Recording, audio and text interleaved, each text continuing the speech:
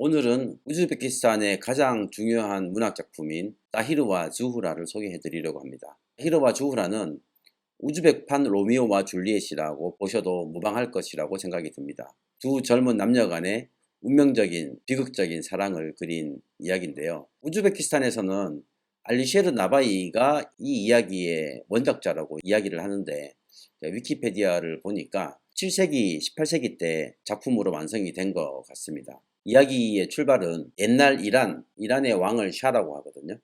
이 샤의 대신 중에 한 명이 자식이 없어서 고민을 하고 있었어요. 어느 날 둘이 함께 출구가 없는 미로 같은 정원을 산책하다가 한 노파를 만나요.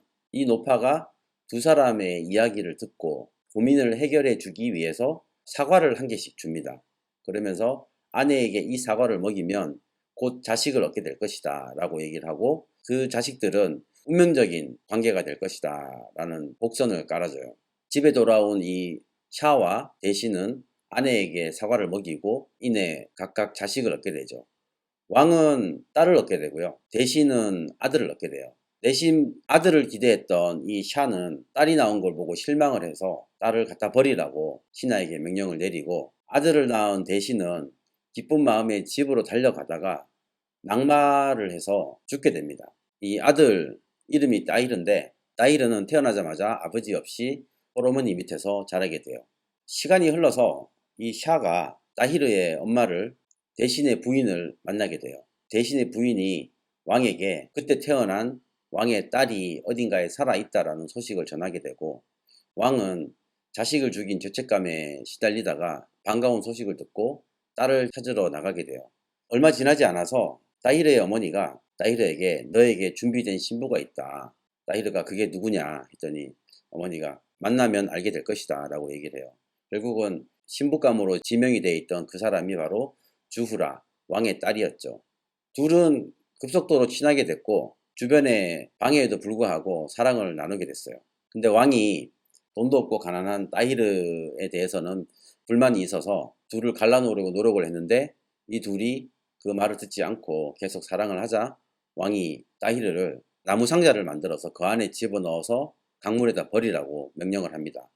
이 소식을 듣고 주후라가 그 상자를 물 한 방울 새지 않을 정도로 견고하게 만들어 줄 것을 요청하고, 나중에 따히르는 상자에 담겨져서 강물에 버려지게 되는데 죽지 않고 살아남게 돼요. 상자에 담겨서 떠내려간 따히르는 이웃 나라의 공주들에게 구조가 돼요.